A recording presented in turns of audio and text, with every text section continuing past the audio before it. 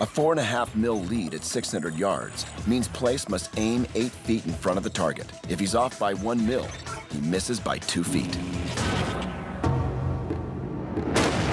Traveling at 2,550 feet per second, the 175-grain round enters the cranial cavity, severing the brainstem in 1/2 millionth of a second.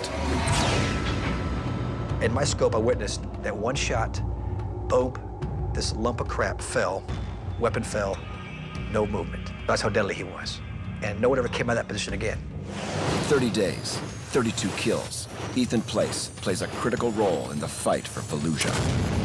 His sharpshooting saves countless Marines and wreaks havoc on insurgent fighters and RPG teams. When they came to the negotiation table, one of the first things they wanted was the snipers to be pulled back.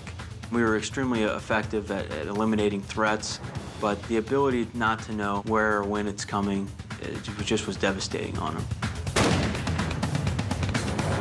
He received a Silver Star. That gentleman saved our bacon a lot, but he owned that whole area.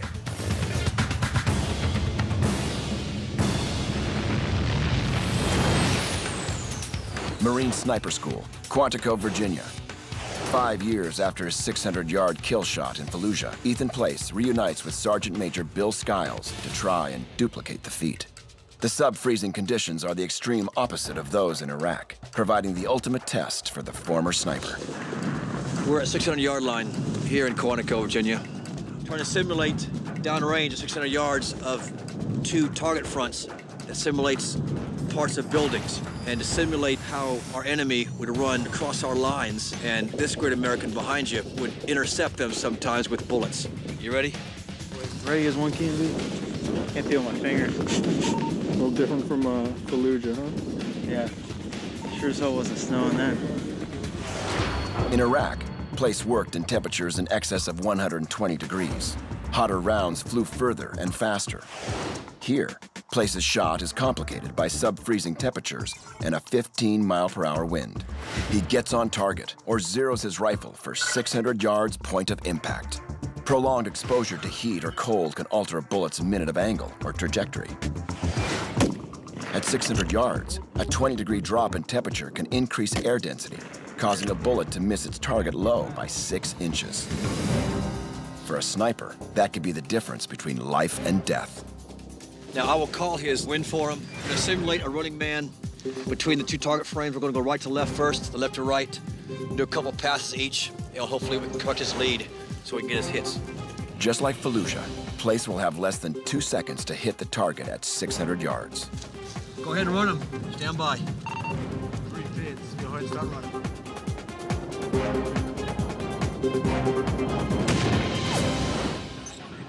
Okay, by the vapor trail, looked like it appeared to be went over his right shoulder. Place misses just behind the target by a few inches. Okay, this time, yeah, he's supposed to come right to left last time. Now he's gonna go right to left like I wanted. The wind picks up, complicating Place's second shot. He must decrease his lead so he doesn't miss wide in front of the target. Get about 3 mil lead this time, all right? Because you're trailing a little bit.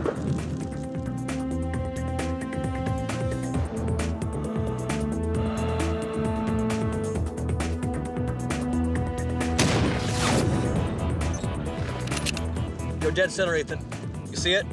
That was dead center, guys. In 1.3 seconds, Place hits the target in the chest. Hey, one shot's lucky. Do it again. Tell him to pull it out so you can do it again. Right edge. Go ahead and run it. Wind's good. With the target moving in the opposite direction, Place increases his lead to compensate for the wind. A hit.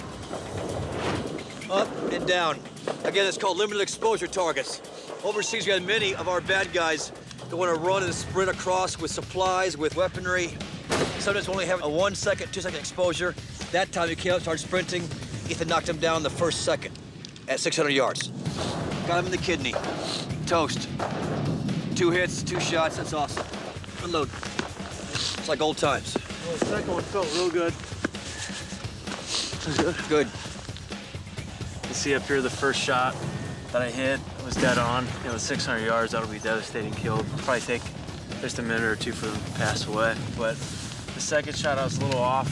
The wind probably affected a little bit. It was a little bit of a trail shot, but it'd be more upper kidney shot, and that's still gonna be a devastating shot at those ranges. And not the tightest group you'd hope for, but still at the same time, considering 2 kill shots, you're still gonna have 2 kills.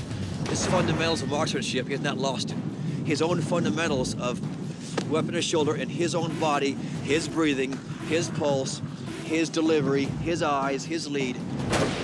That's what is phenomenal, he still has. I miss that smell a lot. Blow that. Gets addicting and you miss it.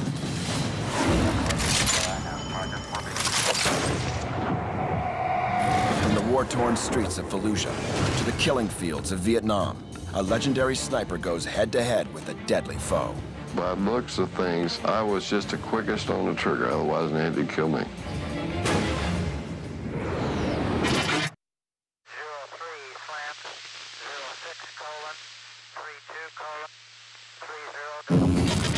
My worst nightmare is an enemy sniper. And the reason for that is a sniper is the most deadly weapon on the battlefield.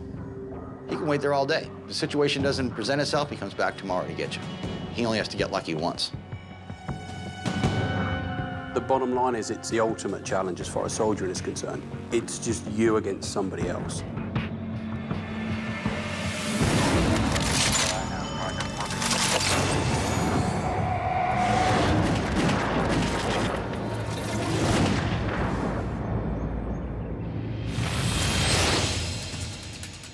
Vietnam, 1966.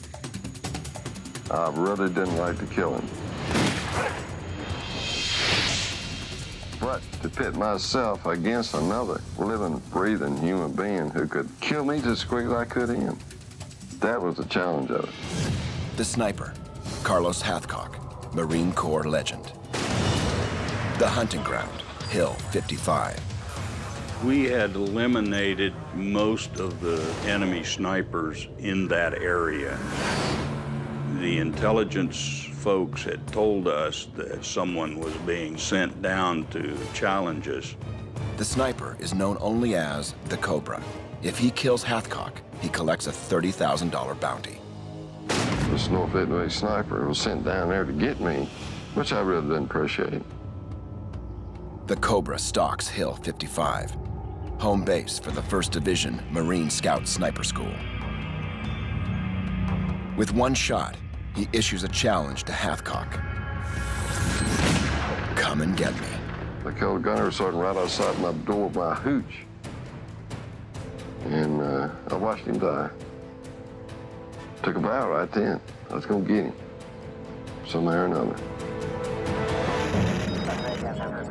He was operating about 1,000 yards outside the wire. He would come down a canal during low light. He would crawl into his position.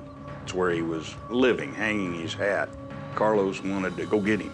When he started shooting, I got John Burke, who was my partner, and we went out, and I trailed him.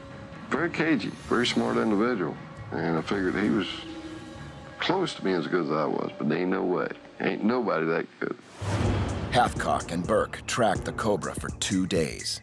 They discover muddy footprints and push deeper into the jungle. A deadly game of cat and mouse is underway. They say it takes a crook to catch a crook. It takes a sniper to neutralize a sniper. The sniper that knows more about his enemy than his enemy knows about him is going to be the man that wins. Hathcock looks for signs of the Cobra. Anything from broken twigs and grass to footprints and crushed lichen. Basic elements of the hunt, or man tracking. Snipers are trained to find the minute details. If there is just the wrong color within a certain area of foliage, you've got to start asking yourself, why is that? And that could be the one thing that gives a sniper away. Every breeze, every insect, every smell immediately goes into your computer, your mind, and you're able to analyze it and come up with a decision as to what it means. In Carlos's case, he was able to do that almost instinctively. The tracks left by the Cobra are a little too obvious. Hathcock smells a trap. He and Burke drop into a sniper low crawl, moving forward 4 inches at a time. Everything you do has to be extremely well thought out and normally very slowly carried out. The hunt moves further into the jungle. Hathcock knows that somewhere out there, the Cobra is watching and waiting. There's that heightened tension. There's an inbuilt level of stress that is constantly there. Your senses are kind of heightened. You're listening harder than maybe you would do before. If you've got another professional that's hunting you down, and it really is a competition of who's going to make the first mistake and whether you're in a position to spot that mistake. The Cobra is on the move. He sneaks around Hathcock's right flank for an ambush. It was a case of two very, very good soldiers constantly trying to outthink each other. A snapped twig gives away the Cobra's position. Hathcock and Burke sprint for cover. The next mistake is made by Hathcock. It nearly gets him killed. I fell on an old rotted tree, and he made a shot. Burke and I both thought he was hit. And noticed the hole in his canteen. You ain't hurt. Yeah, you ain't hurt. Just to kill the devil out of your canteen, that's all. Before Hathcock can return fire, the Cobra vanishes into the jungle. He started running. The bad guy started running then.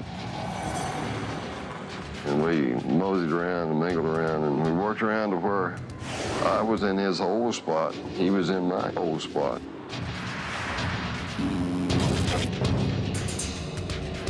Less than 300 yards separate the snipers. The hunter and the hunted are finally face to face.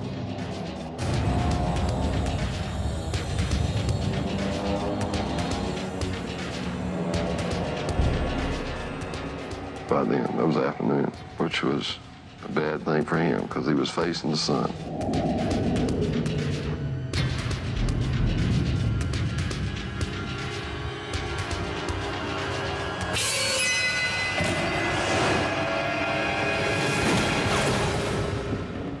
The sun glinted off his lens of the scope, I guess.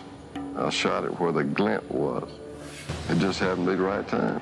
By looks of things, I was just the quickest on the trigger, otherwise Andy would kill me. How do I know he would have killed me? Because I shot right through his scope, right straight through the scope, didn't touch the side. Didn't touch the side. And it didn't do his eyesight no good in that side either. He hit him in the eye and took off the right side of his head. At 300 yards, Hathcock fired directly into the Cobra's Soviet-made PU scope. The shot is only possible if both snipers' weapons are pointing directly at one another. I would say the scope was about the size of a quarter. Those scopes were about 5.5 inches long, steel body, and there's just an objective lens and an observation lens. It came down to a reflective light ray off the enemy's objective lens. That could have been something as simple as fatigue or just a momentary lapse of concentration where he'd forgot to focus on the fact that the sun is constantly moving. 1 in a million shot. It's not dumb luck that he hit the enemy, but for it to go down the scope was just luck. 43 years later, another Marine sniper sets out to replicate Carlos Hathcock's 1 in a million shot. T1G Tactical Training Facilities, Memphis, Tennessee. The sniper, Staff Sergeant Steve Reichert, USMC retired. Our mannequin's name is Dead Fred. What we're trying to do is set up a shot, simulating what Carlos Hathcock did in Vietnam, where he sent